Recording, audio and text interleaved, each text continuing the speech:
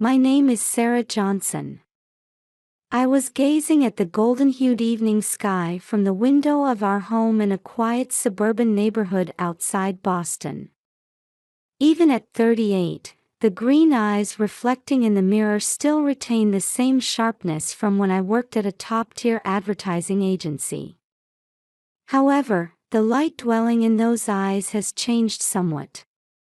It's now a complex glow, mixing love for my 8-year-old son Ethan and amazement at his peculiar ability. "Mom, I saw it again," Ethan's voice made me turn around. He was pointing out the window with a serious expression. I stood next to my son and followed his gaze. I couldn't see anything, but I never doubted Ethan's words. "What did you see, Ethan?" "Grandpa. He's smiling under the tree in the garden." I caught my breath. The grandpa Ethan referred to was my father, who passed away 3 years ago. Shortly after Ethan was born, we realized he had the ability to see things invisible to ordinary people. At first, I thought it was just a child's vivid imagination, but eventually, I had to acknowledge it was real. I became convinced Ethan's power was genuine when he was 4. One day, he suddenly said, "Grandma's coming." 10 minutes later, my mother showed up unannounced.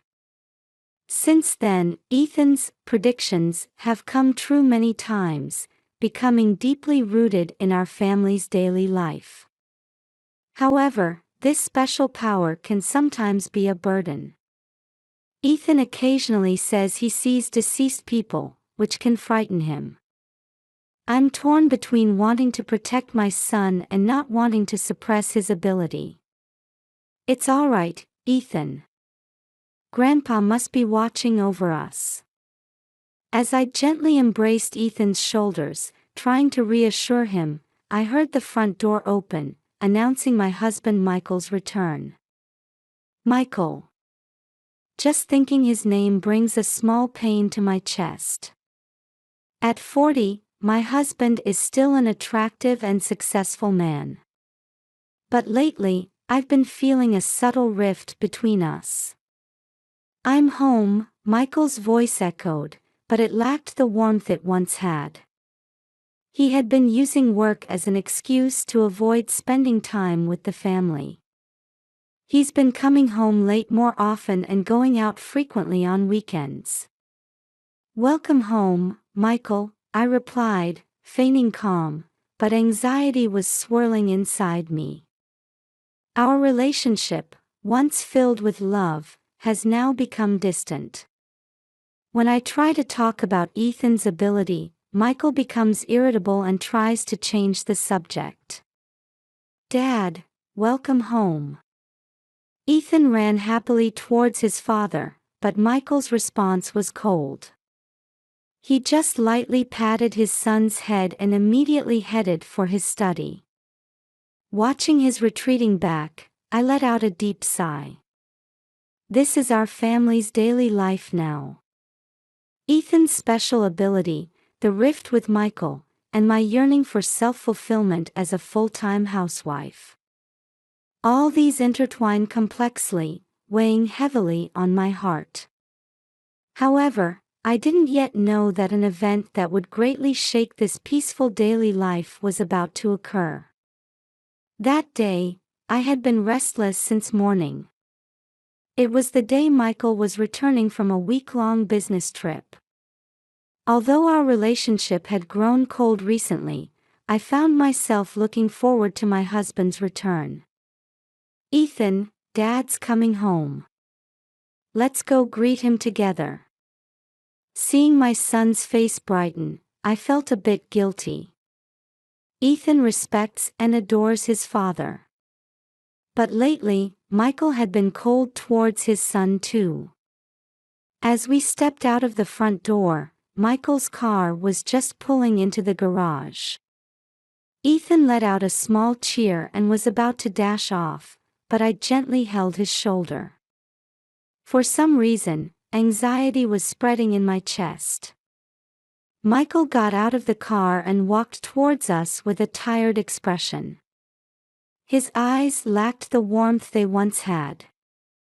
"Welcome home, Michael. I'm back."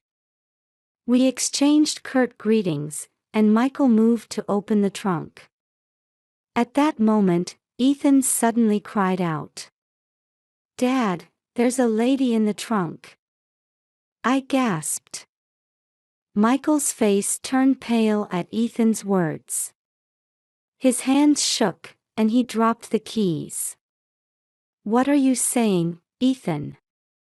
Michael's voice was filled with anger I had never heard before. He walked towards Ethan and grabbed his arm tightly. "Don't joke around. Such nonsense. It hurts, Dad." Ethan's scream brought me back to my senses. "Michael, stop it." I quickly pulled Ethan away and held him close. Ethan was trembling, and the fear transmitted through his small body clenched my heart. "What are you doing? Scaring Ethan like that? What are you teaching him? Making a child tell such lies?" Michael's eyes were bloodshot, as if he were a different person. He roughly ran his fingers through his hair and strode towards the garage. "Michael, wait." Neither my voice nor Ethan's crying seemed to reach his ears. Michael entered the garage, opened the trunk, and began rummaging through it. "See? There's nothing here." He shouted triumphantly, but there was an unnatural excitement in his voice. I stood frozen, still holding Ethan. "Sarah, you need to teach this child to distinguish between reality and imagination." Such nonsense. Michael's words trailed off. His eyes fell on Ethan, trembling in my arms. For a moment, a look of regret seemed to cross his face. But it quickly returned to a hard expression. "I'm tired from work. Leave me alone for a while." With those words, Michael disappeared into the house. Ethan and I were left standing in the garage. "Mom, it's true. There was a lady." Ethan's small voice made my chest tighten. Because I believed in my son's mysterious power, this situation was terrifying. "I know, Ethan. I believe you." I gently stroked my son's head while staring at the house where Michael had disappeared. The unease that had been building up, and today's events. I can't ignore it anymore. I need to know the truth. That night, after Ethan had fallen asleep, I made a decision. Tomorrow, after Michael leaves for work, I'll check the car trunk. Whatever the truth may be, I have the courage to face it. To protect my family. The next morning, I woke up feeling uneasy. Michael had left for work early, and I had sent Ethan off to school. Left alone in the house, I sat at the kitchen table, recalling yesterday's events. "It's now," I told myself, slowly standing up. As I put my hand on the garage door, I hesitated for a moment, but remembering Ethan's sad face, I mustered my courage. Entering the garage, Michael's car stood quietly. I took a deep breath and approached the car. Taking the spare key in hand, I tried to unlock the trunk, noticing my hand was shaking. "Calm down, Sarah," I told myself, slowly opening the trunk. At first, it seemed empty. But as my eyes adjusted to the darkness, I thought I saw something move in the back. I gasped and cautiously reached out. Suddenly, something like fabric moved, and a woman's face appeared from underneath. "Help me." A weak voice was heard. I stepped back in surprise but quickly regained my composure. "Are you all right?" I called out as I helped the woman out. She was a young woman in her late 20s, with long blonde hair in disarray and a pale face. I supported her as I led her into the house and sat her on the living room sofa. "I'll get you some water," I said as I headed to the kitchen, but my mind was in turmoil. I couldn't tell if this was reality or if I was dreaming. When I returned with water, the woman seemed a bit calmer. "Thank you," she said, drinking the water in one gulp. "My name is Jessica," she began slowly. "I met your husband, Michael, 3 months ago." I gasped. "An affair." It was one of the answers I had expected, but being confronted with the reality of it hurt my chest. However, Jessica's next words were far beyond my expectations. "At first, it was a normal relationship. But then I realized he was involved in illegal transactions." "Illegal transactions?" I couldn't believe my ears. Jessica nodded. "His company appears to be conducting legitimate business on the surface, but behind the scenes, they're dealing in illegal drugs. I found out about it and..." Her voice trembled. "He started threatening me. And yesterday, when he found out I was going to report to the police." I was at a loss for words. The fact that Michael was having an affair was shocking, but even more so was the fact that he was involved in illegal activities. "But why in the trunk?" I managed to squeeze out. "He was trying to silence me. But maybe he was afraid to kill me, so it seems he was planning to take me somewhere far away and abandon me." In my mind, Michael's abnormal reaction yesterday came back to me. Now I understood why he had been so upset and exploded in anger at Ethan's words. "We need to report this to the police," I said, taking out my smartphone. But at that moment, I heard the front door open. "Sarah, it's me. I forgot some documents and came back to get them." It was Michael's voice. Jessica and I looked at each other, frozen. Footsteps approached. I quickly hid Jessica in the closet and took a deep breath, trying to appear calm. "Sarah, where are you?" Michael's voice came from the hallway. "I'm here, in the living room," I answered, suppressing my trembling voice. The moment Michael entered the living room, I noticed his eyes quickly scanning the room, as if searching for something, or someone. "What's wrong?" I asked, trying to sound as natural as possible. No," he answered nervously. "I'm looking for some documents." "Haven't you seen them?" "I'm sorry, I didn't notice." Michael walked around the room, starting to search here and there. His movements didn't seem like just looking for documents. Sweat beaded on his forehead, and he occasionally glanced at me. Suddenly, there was a small sound from the closet. I saw Michael's body tense for a moment. "Didn't you hear something?" His voice was tinged with tension. "Isn't it just your imagination?" I feigned calmness, but my heart was pounding fiercely. Michael slowly began to approach the closet. I held my breath, desperately thinking about what to do. If he found Jessica like this. That's when it happened. The doorbell rang. At the sound of the doorbell, Michael and I froze simultaneously.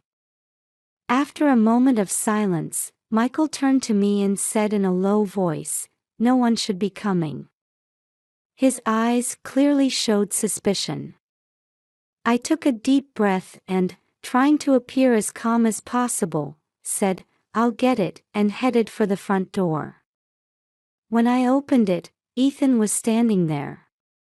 His homeroom teacher was standing next to him, looking concerned.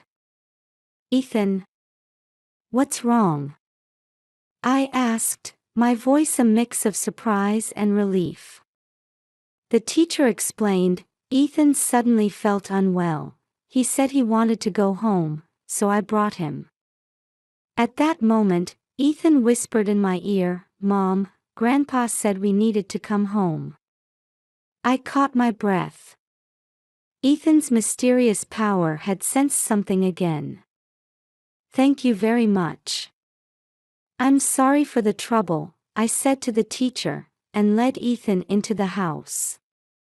When we returned to the living room, Michael was standing there, looking uneasy. His eyes fixed on Ethan, his expression a mix of complex emotions. "What's wrong, Ethan?" Michael's voice held more irritation than concern. That's when it happened.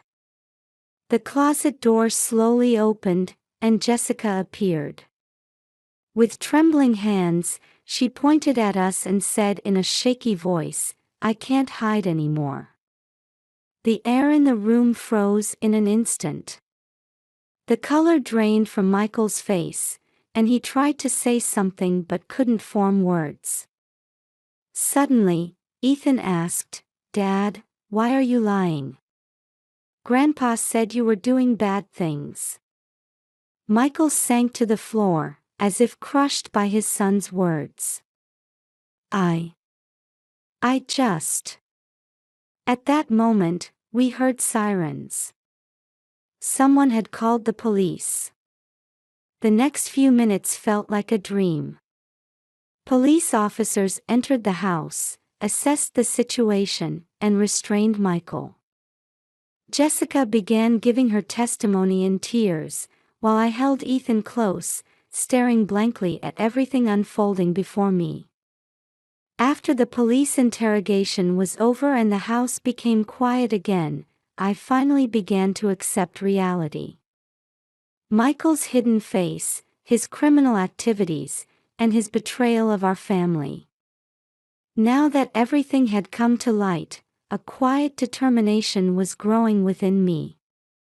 After putting Ethan to bed, I sat at the kitchen table, deep in thought. What should I do now? The answer was clear. The next morning, I called a lawyer to discuss divorce proceedings. Then, I explained the situation to my parents and decided to stay at their home for a while.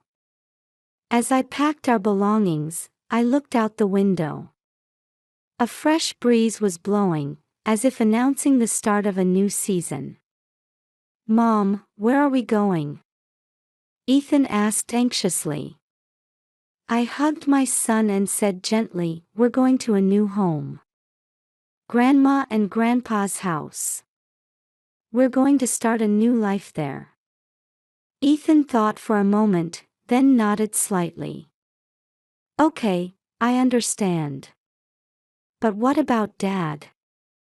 I took a deep breath and carefully chose my words. "Dad, we won't be able to see him for a while.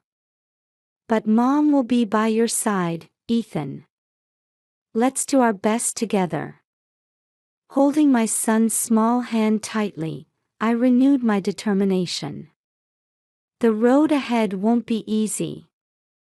But with Ethan's special ability in the bond between us, mother and son, we should be able to overcome any difficulty. Before leaving the house, I looked back one last time, and memories of our once happy days flashed through my mind like a kaleidoscope. But those are now in the past. It's time to find a new life, new happiness. "Well then, shall we go?" I said, and we